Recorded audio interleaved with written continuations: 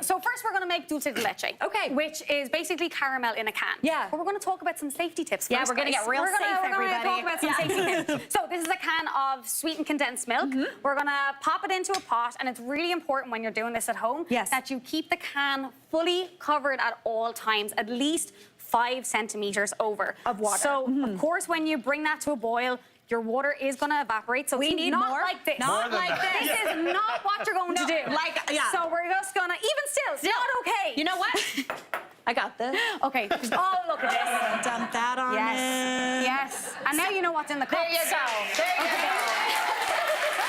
I have not had any water today, which, as an adult, I probably should have some water, but that's okay. Water is good. So we're going to bring this to a boil, and then as it evaporates, just keep topping it up with water as you go. And you're just going to boil that for 2.5 hours. Yes, it feels very strange. You put a can in some water and you boil it. If you let it get uncovered with the water, it can burst. It can. That's the danger. Yeah, we don't want that, lads. Messy business. So this, make sure it stays in. There's a bit more pressure, so you're 100%. Good to go. Yeah, so you can do 2 things to cool it down. You can just take it out, leave it on the counter, leave it cool down, or you can put it in an ice bath. We're just going to blanch. We're going to blanch our can. We're going to blanch just our like can. Alex did with his rapine. Yes. Okay, so then over onto our filling. So we're going to add our pumpkin puree, and also just thinking, like, if also if you bought a can of pie filling, that's a bit of a cheat. Because it's already seasoned. Okay. So maybe you're someone that doesn't bake and doesn't have like all the ingredients in the press. Like not all of us do sometimes. Totally. So you can absolutely do that. So in here we're going ginger, cinnamon, and nutmeg. Love that. And also a little bit of vanilla. Ooh, and then if anyone knows me from online, you will know that I'm a fiend for salt. She does love a salt.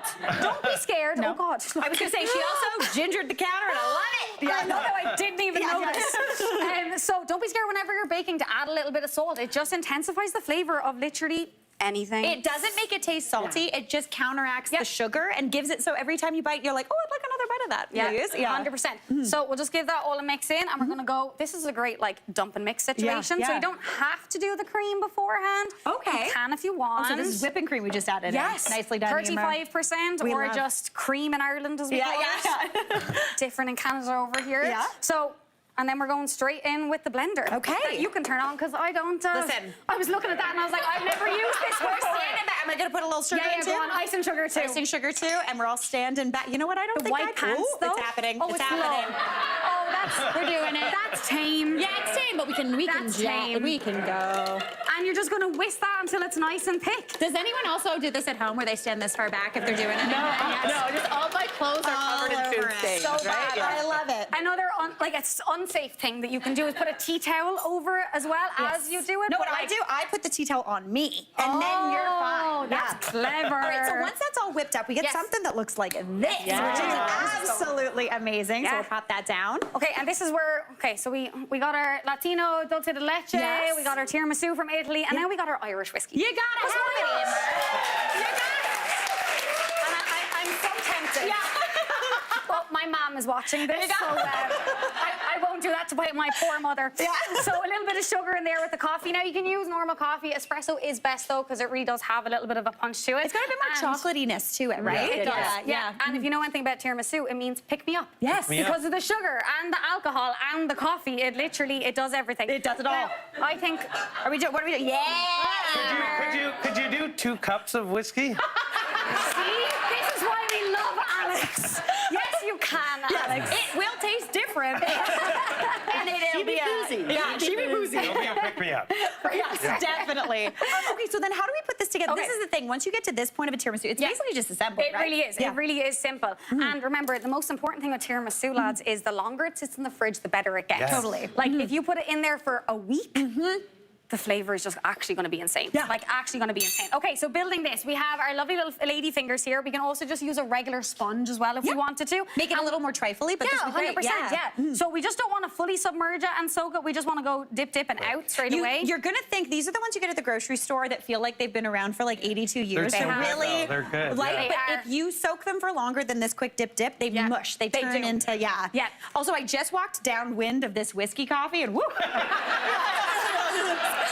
She's going for it. We're going for it. You're welcome. So we're just lining the bottom. Yeah, we're just gonna pop them all in at the bottom. Love this. And then in the piping bag here, see, I knew I'd need a towel. There we go. Let's not be too serious.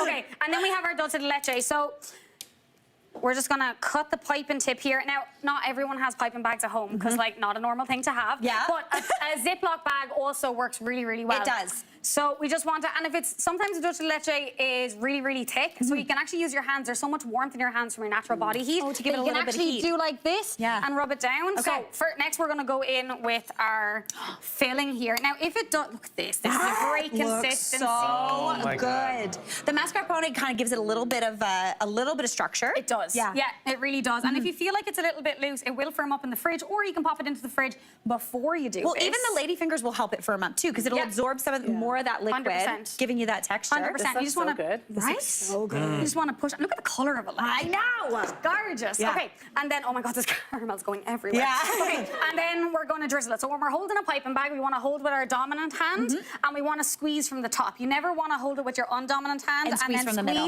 because then you're just going to go all over the place. Totally. So you're just going to use your dominant hand and then go. Oh, look at that. Drizzle. Eimear. Right. Okay, well, you do this next layer. Yes, I'm go gonna on. have the swab. Go on. So salted caramel. Now you could mix the caramel and the salt together and put it in the pipe bag, but that's just going to dirty another bowl. Right, why? Why Why would you want to do that and create more dishes? So we're using a flaky sea salt. So flaky sea salt is a seasoning salt, so it can be quite large. Okay. Look at this. Look at this. I like how these are already here. Now, would we finish it also with a little bit of that flaky sea salt? Yes, yes. I Let's love finish it this. with more salt. Now, what else do we got going on here? A little bit of an almond so crunch? we have the almonds here, so sliced almonds. And yes, you can do them in a frying pan, but sometimes I find it's a little bit inconsistent. Yes, 100%. Do you know? So you get a Oh, really, wow, really what's nice toast. Oh, that's your breakfast. I was going to say, watching Alex Page swinging his fork around. So we've got them toasted in the oven. Toast them in the oven. You get a really, really nice even toast on them. And don't go when they're just getting a bit of color. Like, really push it. Yeah. Don't toast them to 60%. Toast them to 100% because the flavor completely changes. It really, really elevates the flavor, and you get, like, well, you guessed it, that really nutty flavor. Yes, exactly. I am thrilled about this. Are you Eimear, buzzing? let's get right on into this. I'm we going to allowed? dig it. Hey, Mary here. What did you think? Drop your comments below and don't forget to like and subscribe for more of the good stuff.